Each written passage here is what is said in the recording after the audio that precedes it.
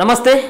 ఒక పక్కన రెండు రాష్ట్రాల ఎన్నికలు ఫలితాలు వెలువడుతున్నటువంటి దశలో ముఖ్యంగా పార్లమెంటుకు జరిగినటువంటి ఉప ఎన్నిక వయనాడ్ ఉప ఎన్నిక బరిలో మొదటిసారి బరిలోకి దిగినటువంటి ప్రియాంక గాంధీ, ఎవరైతే రాహుల్ గాంధీ సోదరి అలాగే సోనియా గాంధీ కుమార్తె అయినటువంటి ప్రియాంక గాంధీ మొదటిసారి ప్రత్యక్ష ఎన్నికల్లో ఆమె పోటీ చేయడం, అది కూడా తన సోదరుడు అయినటువంటి తన అన్న అయినటువంటి రాహుల్ గాంధీ పోటీ చేసి గెలిచినటువంటి స్థానానికి రాజీనామా ఏదైతే ఆయన వాయనాడ్ నుంచి ఆయన గెలవడం జరిగింది.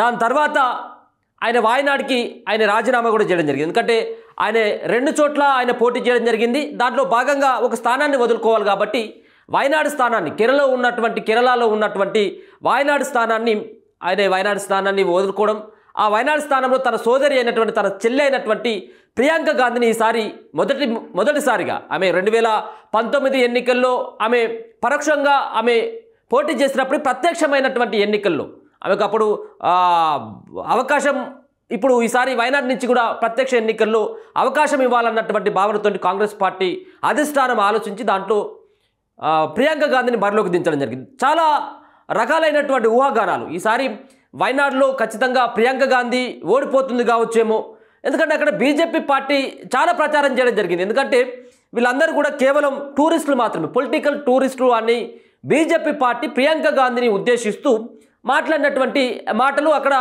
ఖచ్చితంగా అక్కడ ఉన్నటువంటి వయనాడు ఓటర్లు ఆ వైపున ఆలోచిస్తారు కావచ్చేమో. ఎందుకంటే చాలా సందర్భాల్లో, అంటే పోయినసారి 2 సార్లు సైతం కూడా ఆయన గెలవడం జరిగింది రాహుల్ గాంధీ వయనాడ్ నుంచి.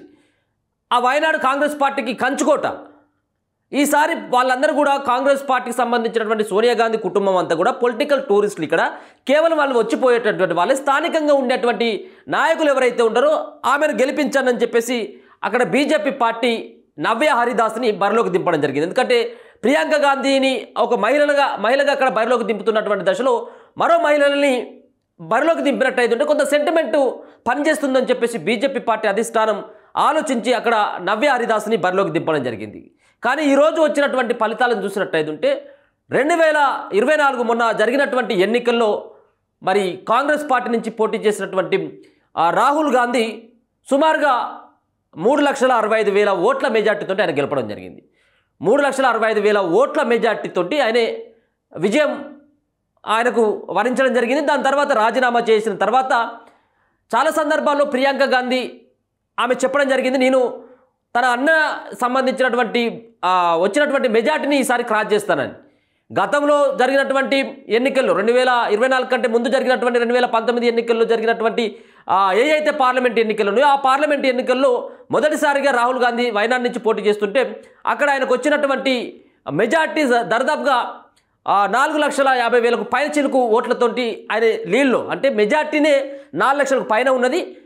కొంత మొన్న జరిగినటువంటి 2024 పార్లమెంట్ ఎన్నికల్లో కాస్త తగ్గినప్పటికీ 3,65,000 మెజార్టీతో ఆయన గెలుపొందడం జరిగింది. ఈసారి ప్రియాంక గాంధీ ఆ రికార్డుని బ్రేక్ చేయబోతా ఉంది.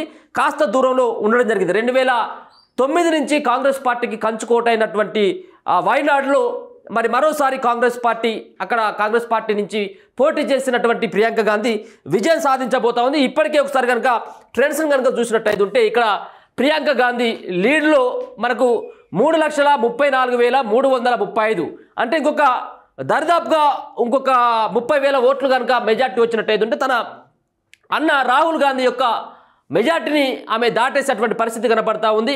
దాంట్లో భాగంగా ఈసారి బీజేపీ పార్టీ వయనాడు స్థానాన్ని వాళ్ళ ఖాతాలో వేసుకోవాలని చెప్పేసి ప్రయత్నం చేసినప్పటికీ కూడా ఆ సంబంధించినటువంటి అభ్యర్థి నవ్య హరిదాస్ ఎవరైతే ఉన్నారో నవ్య హరిదాసు 3వ ప్లేస్కు మాత్రమే కేవలం 4,12,800 ఒక మైనస్ ఓట్లతోటి ఇక్కడ లీడింగ్ని కనుక చూసుకున్నట్టయితే ప్రియాంక గాంధీ 3,34,345 లీడింగ్లో ఉంది, ఓట్ల లీడింగ్లో.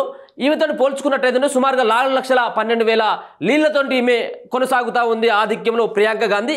ఇక 2వ ప్లేస్లోకి వచ్చినట్టయితే సత్యాన్ మోకిరి, మరి ఈయన సిపిఐ పార్టీకి సంబంధించినటువంటి అభ్యర్థి. ఎందుకంటే ఎప్పుడు చూసినప్పుడు కూడా అక్కడ వయనాడ్లో సిపిఐ అంటే లెఫ్ట్ పార్టీలు అలాగే కాంగ్రెస్ పార్టీ మధ్యలో కొంత పోటీ ఉంటుంది. ఇక ఈసారి బీజేపీ పార్టీ అభ్యర్థి నవ్య హరిదాస్ ఏమైనా 2వ ప్లేస్లో కూడా ఉంటుందా అని చెప్పేసి కనీసం ఆ దరిదాపులో కూడా లేదు. రెండో ప్లేస్లో సిపిఐ పార్టీ అభ్యర్థి అయినటువంటి సత్యన్ మోకిన్ మాత్రమే రెండో ప్లేస్లో కనపడతా ఉన్నారు. ప్రియాంక గాంధీ ఇప్పుడు వచ్చినటువంటి ఓట్లను కనుక చూసుకున్నట్టయితే సుమారుగా 3,34,000 ఓట్ల లీడింగ్ తోటి ఉన్నది. మొత్తం ఓవరాల్గా కలుపుకున్నట్టయితే 5,70,40 ఓట్లు మొత్తం ఈమెకు రావడం జరిగింది. వన్ సైడ్గా జరిగిందని చెప్పుకోవచ్చు. ఇప్పుడు ఇండియన్ నేషనల్ కాంగ్రెస్ పార్టీకి సంబంధించిన అభ్యర్థి ప్రియాంక గాంధీ వైపే వీళ్ళు ఉన్నటువంటి అక్కడ ఉన్నటువంటి వయనాడు ఓటర్లు మరోసారి ఆమెకు అవకాశం ఇచ్చేందుకు వాళ్ళు అక్కడ ఉన్నటువంటి వయనాడు ప్రజలైతే మాత్రం ప్రియాంక గాంధీ వైపే వాళ్ళు మొగ్గు చూపినట్టుగా తెలుస్తూ ఉంది. మొత్తానికి తన అన్న యొక్క లీడ్ని క్రాస్ చేసేటువంటి పరిస్థితి కనపడతా ఉన్నది. ఆయన యొక్క రికార్డును కూడా మరి బద్దలు కొడుతుందా అంటే గతంలో జరిగినటువంటి 2019లో జరిగినటువంటి పార్లమెంట్ ఎన్నికల్లో 4,50,000 పైన ఉంది. ఇప్పుడు మరి 4,50,000 పైన కనుక ప్రియాంక గాంధీకి వచ్చినట్టయితే వాళ్ళ మొదటిసారి పోటీ చేస్తున్నటువంటి ప్రియాంక గాంధీకి ఇది అత్యధికమైనటువంటి మెజార్టీ ఖచ్చితంగా కూడా ప్రియాంక గాంధీ ఖాతాలోకి వెళ్ళేటువంటి అవకాశం అయితే ఉంటుంది. ఇది కేరళకు సంబంధించినటువంటి కేరళ రాష్ట్రానికి సంబంధించినటువంటి వయనాడులో ఆమె పోటీ చేస్తున్నటువంటి పరిస్థితి కనబడతా ఉంది. రెండు చోట్ల అంటే ఇప్పుడు ఉప ఎన్నికలు 2 పార్లమెంటు ఉప ఎన్నికలు జరుగుతూ ఉన్నాయి. ఒకటేమో వాయనాడు అయితే ఇంకొకటేమో నాందేడ్కు జరుగుతూ ఉంది. నాందేడ్లో బీజేపీ పార్టీ అభ్యర్థి కాస్త ముందంజలో ఉన్నప్పటికీ కాంగ్రెస్ పార్టీ అభ్యర్థి అయినటువంటి వయనాడులో పోటీ చేసినటువంటి ప్రియాంక గాంధీ మరోసారి వాళ్ళ యొక్క సీట్ని 2 కాంగ్రెస్ పార్టీకి సంబంధించినటువంటి సీట్లే, నాందేడ్ కూడా అది కాంగ్రెస్ పార్టీకి సంబంధించినటువంటి సీటుకు జరుగుతున్నటువంటి ఎన్నికే. ఇప్పుడు కూడా వయనాడుకు సంబంధించింది కూడా 2 కూడా కాంగ్రెస్ పార్టీకి సంబంధించినటువంటి సీట్లే. ఒక దాంట్లోనేమో మరోసారి కాంగ్రెస్ పార్టీ ఖాతాలోకి ఎంపీ స్థానం ఉప ఎన్నికల్లో ప్రియాంక గాంధీ ఖాతాలోకి కాంగ్రెస్ పార్టీ ఖాతాలోకి వెళ్తూ ఉంటే ఒకటి నాందేడ్కు సంబంధించినటువంటి దాంట్లో మరి అక్కడ మరి బీజేపీ పార్టీ అభ్యర్థి అయితే వాళ్ళు ముందంజలో ఉన్నారు. ఏదేమైనప్పటికీ మరి కాసేపట్లో సైతం కూడా ఈ సంబంధించినటువంటి అంశం పైన ఏది ప్రియాంక గాంధీకి సంబంధించినటువంటి ఓట్లు మెజార్టీ ఎంత ఉంటుందన్నటువంటి దానిపైన చర్చ నడుస్తుంది. ఇప్పటికీ 3,38,000 దరిదాపుగా 3,40,000కు సంబంధించినటువంటి క్రాస్ చేసేటువంటి పరిస్థితి కనబడుతుంది. ఇంకా గంటన్నర సేపట్లో ఇంకా ఈ లీడ్ను ఇంకా కూడా పెంచుకునేటువంటి అవకాశం అయితే స్పష్టంగా కనబడుతుంది. మొత్తానికైతే అన్న యొక్క రికార్డుని చెల్లె ప్రియాంక గాంధీ బద్దలు కొట్టేటువంటి పరిస్థితి అయితే కనబడతా ఉంది. చూస్తూనే ఉండండి మన తొలి వెలుగు.